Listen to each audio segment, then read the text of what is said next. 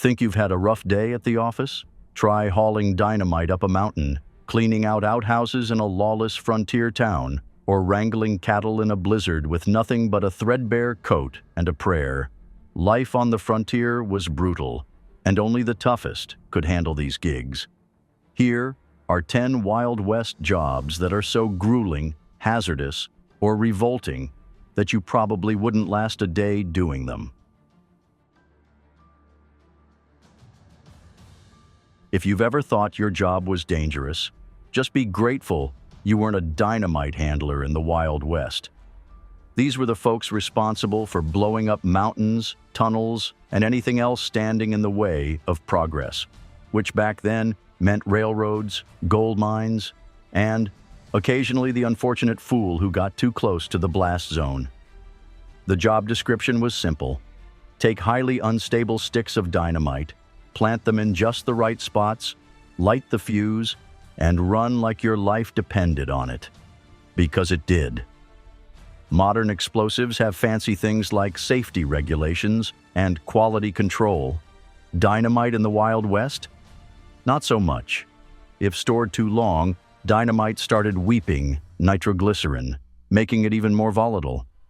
This meant that even picking it up too roughly could set it off. To make matters worse, early dynamite often failed to detonate properly. This meant handlers had to go back and poke the undetonated sticks to try and fix them. Today, explosive experts have remote detonators, protective gear, and 100 safety protocols. Dynamite handlers in the 1800s? They had a match and a prayer. Fuses were notoriously unreliable. Sometimes they burned too fast, sometimes too slow, and sometimes they just stopped. This led to awkward situations where a handler would light the fuse, run for cover, and wait, and wait, and wait. Then, like an absolute lunatic, he'd have to walk back and check on it. Sometimes the fuse would reignite just as he reached it. Other times it had to be relit. There were no hard hats, gloves, or safety glasses. The only protection dynamite handlers had was a thick mustache and a reckless attitude. With all this danger, you might wonder, who in their right mind would sign up for this? The answer is simple: desperation and money.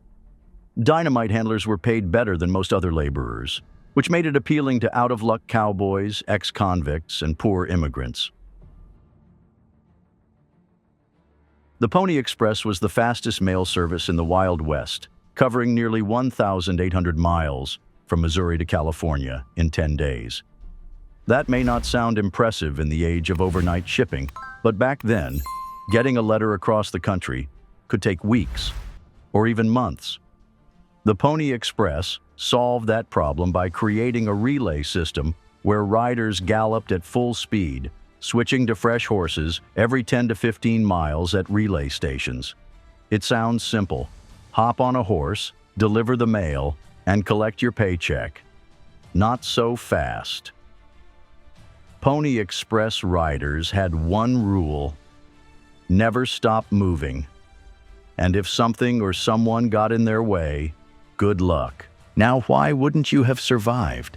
Imagine riding a horse for 10 miles at full speed, then jumping onto another horse, doing it again, and repeating this cycle for up to 100 miles.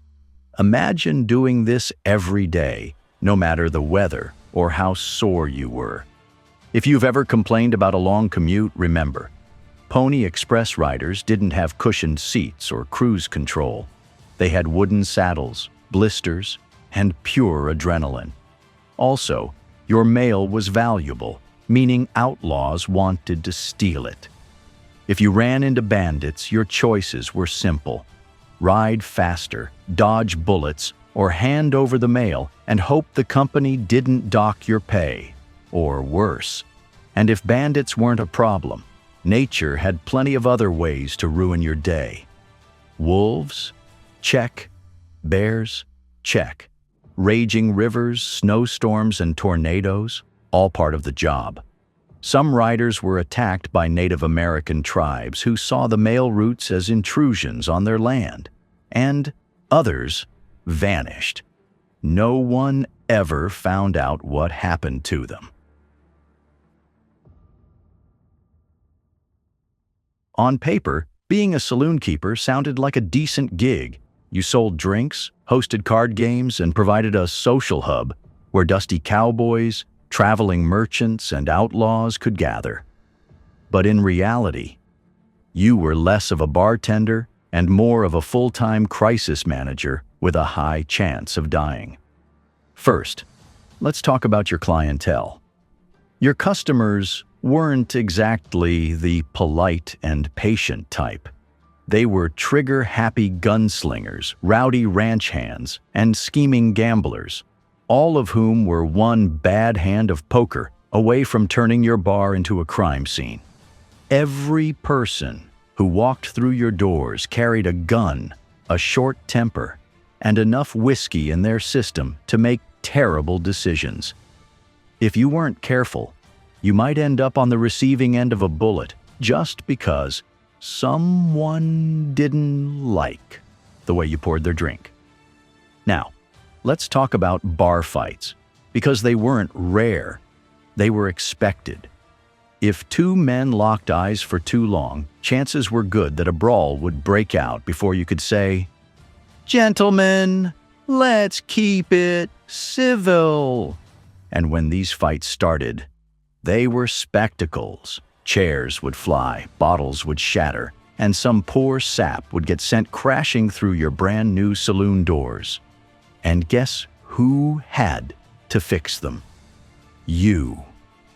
If you tried to break up the fight, congratulations.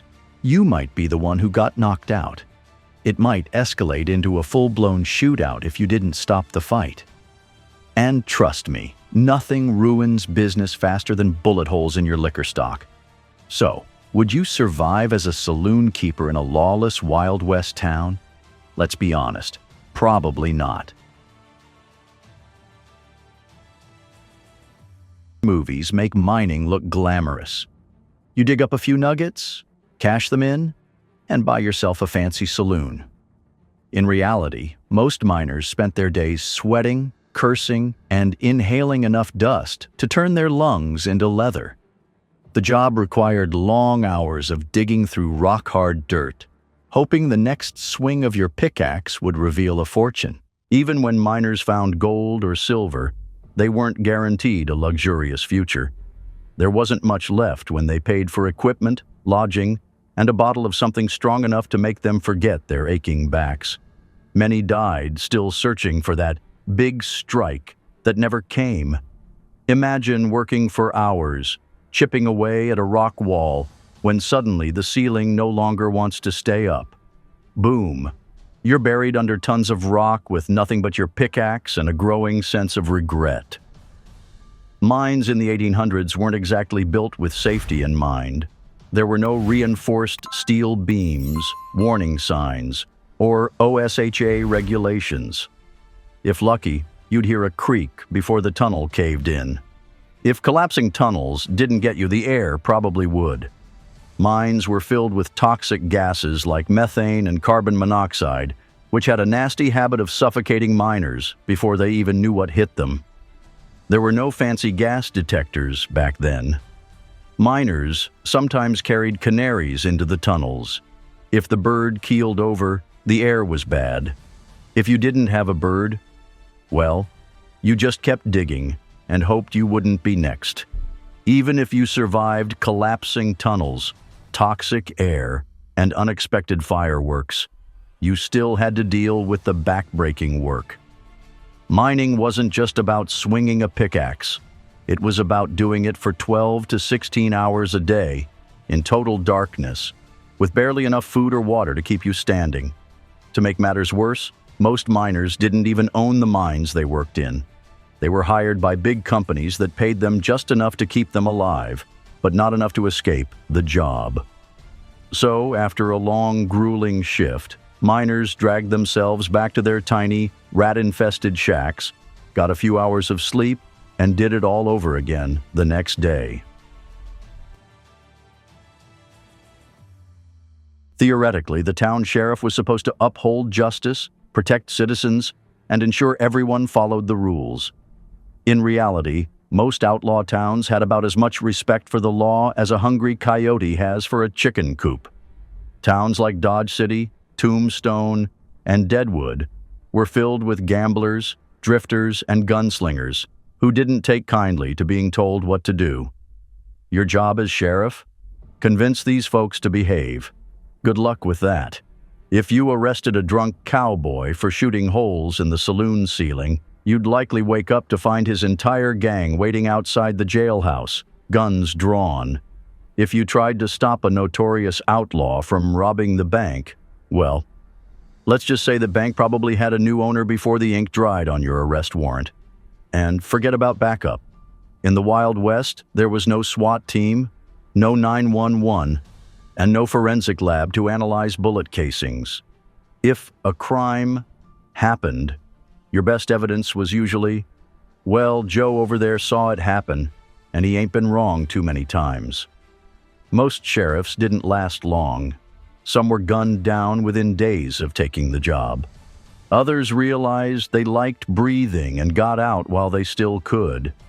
Wyatt Earp, one of the most famous lawmen of the Old West, once said, "Fast is fine, but accuracy is everything," which was a nice way of saying, if you're going to be a sheriff, you better be quick on the draw, or just really, really lucky. Even if you survived the criminals, one more threat lurked in the shadows: your own town officials.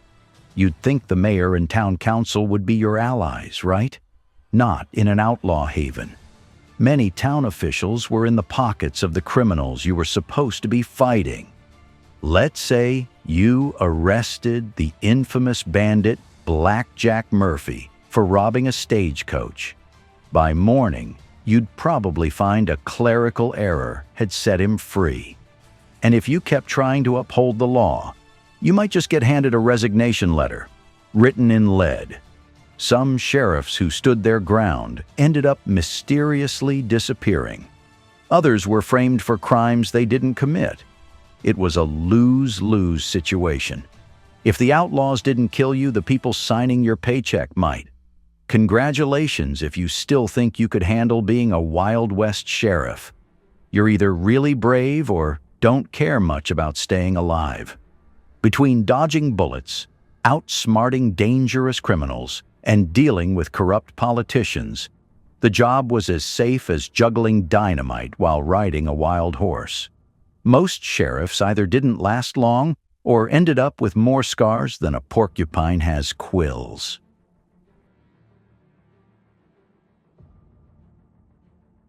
As a wagon train guide, your job was simple. Lead a group of hopeful settlers across thousands of miles of unforgiving terrain and get them to their destination alive. Sounds easy, right? Wrong. Your passengers? A bunch of wide-eyed city folk who had never camped a day in their lives but were convinced they could start fresh in Oregon. Your transportation? A wooden wagon held together by prayers, pulled by oxen who hated their lives as much as you did. Your route? A dusty, treacherous path littered with rattlesnakes, swollen rivers, and the occasional pile of bones left behind by the last group who didn't make it. Oh, and let's not forget, if anything went wrong, you were the blame. One of your biggest responsibilities was making sure nobody starved to death. The problem? Your settlers packed enough flour and beans to last a couple of weeks, but they forgot that the trip would take months. By day 3, people were already complaining. By week 2, they were rationing. By month 1, they looked at the oxen like giant steaks on legs. And when they finally ran out of food, let's say desperate times, called for some very questionable menu choices. If you ever wondered how long you could eat boiled leather shoes, this was your chance. As if starvation wasn't bad enough, let's talk about the dangers that actively wanted you dead. 1. Bandits. These guys weren't just out for your money. They'd take your horses, wagons, food, and dignity, sometimes all at once. If you were lucky, they just robbed you blind. If you weren't, You wouldn't need to worry about making it to Oregon. Could you handle a bear encounter? How about a pack of wolves or a rattlesnake in your sleeping bag? The West wasn't just wild. It was a buffet where you were on the menu. Here's a fun fact. Wagons were not built for 2,000 miles of rocky, uneven, unforgiving terrain. They broke a lot. If a wheel snapped, congratulations. You were now stranded until you could fix it. If an axle broke, you might as well start digging your own grave. And heaven help you if your oxen died, because you would pull that wagon the rest of the way. The Wild West wasn't exactly known for its long life expectancy. Between gunfights, disease, stampedes, mining accidents, and the occasional bad batch of whiskey, people were dropping like flies, and someone had to clean up the mess. If you think modern funeral directors have a tough job, imagine trying to run a business where your clients showed up in pieces, their families were armed and grieving, and grave robbers kept stealing your inventory. This was no easy gig. If you somehow found yourself as an Undertaker in a lawless Wild West town, odds are you'd be the next customer in your shop. Here's why. As an Undertaker, your first task was to make them presentable for burial. Now, when a cowboy came in with more holes than a spaghetti strainer, this was easier said than done. You'd have to clean them up, patch the holes, and sometimes even stuff them with sawdust to keep them from leaking everywhere. If they were missing a limb or two, you'd have to get creative. Maybe tuck an arm inside the jacket and hope no one noticed. And let's not forget the cause of death. Some were poisoned. Some got trampled by horses. Some were found mysteriously floating in a water trough. Your job wasn't just handling them. It was handling them with a straight face when their cause of death sounded like the setup to a bad joke.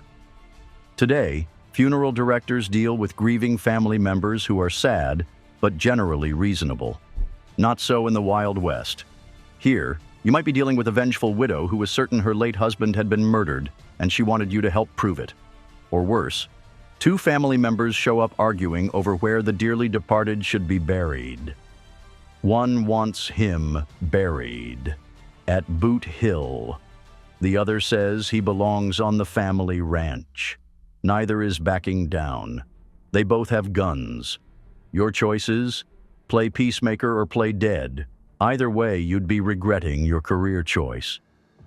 You'd think that once you buried a body, that would be the end of it. Think again. Grave robbing was a booming industry in the Wild West. Some folks dug up bodies to steal jewelry or boots. Others were after a fresh cadaver to sell to medical schools back east. And let's not forget the people who just wanted to settle an old score, because nothing says revenge like digging up your enemy to slap him one last time. So you'd spend all day preparing a body, digging a hole, and giving a proper burial, only to wake up the next morning and find an empty grave. Just another Tuesday. If you've ever thought your job was tough, imagine spending 12+ hours a day swinging a sledgehammer in the blazing sun, dodging dynamite explosions, and praying that today isn't the day a train runs you over. Workers had to carve through mountains, level rocky terrain, and build treacherous bridges over canyons, all with primitive tools and zero job security. Oh, and they weren't exactly handing out hard hats and safety vests back then. If something went wrong, the best you could hope for was a proper burial. Railroad workers handled heavy iron rails, massive wooden ties, and steam-powered machinery. They did this without gloves, steel-toed boots, or even a basic understanding of workplace safety. If you slipped while carrying a rail, you weren't just bruising your toe, but probably losing it. Fingers? Gone. Legs? Crushed.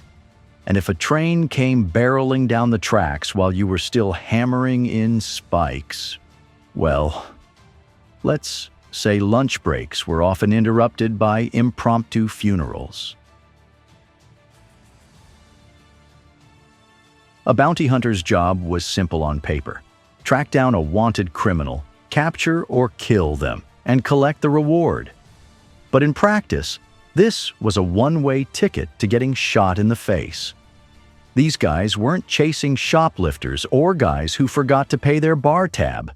They were hunting hardened criminals, the kind who had robbed banks, killed lawmen, and made entire towns afraid to step outside after dark.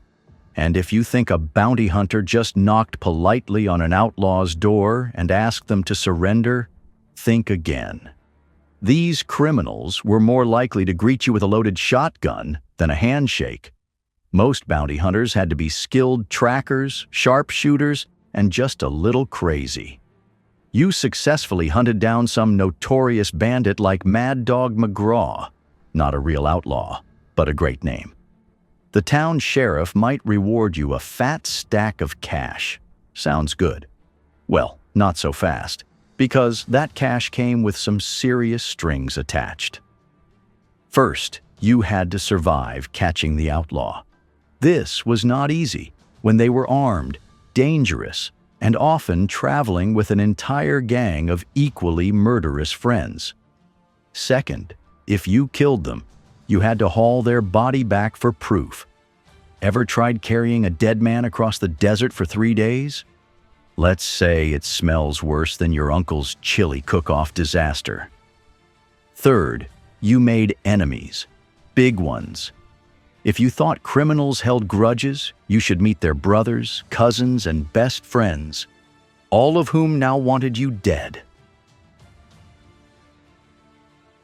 A telegraph operator's main responsibility was simple in theory: send and receive messages using Morse code. In reality, it was like learning a new language, but instead of words, you had to rely on a series of dots and dashes that sounded like an extremely annoying woodpecker had taken over the station. Operators worked at telegraph offices scattered across the frontier, receiving messages from back east and relaying them across vast distances. Their customers included lawmen tracking outlaws, merchants ordering supplies, heartbroken cowboys sending dramatic love letters, and, on occasion, desperate townsfolk wondering if the next train would ever arrive. Essentially, telegraph operators were the human version of a Wi-Fi router. When they worked properly, everything ran smoothly, but when they failed, people lost their minds. Unlike today's office workers who complain about cubicles and bad coffee, telegraph operators had to endure conditions that made even the roughest cowboy think twice. Many worked alone in remote outposts, where their only companions were a telegraph machine, a rickety chair, and possibly a mouse that had set up its little homestead in the corner. Being stationed in the middle of nowhere meant they had front-row seats to the full range of Western problems: blizzards, dust storms, wild animals, and the occasional outlaw gang, and that saw an isolated telegraph office as an easy target.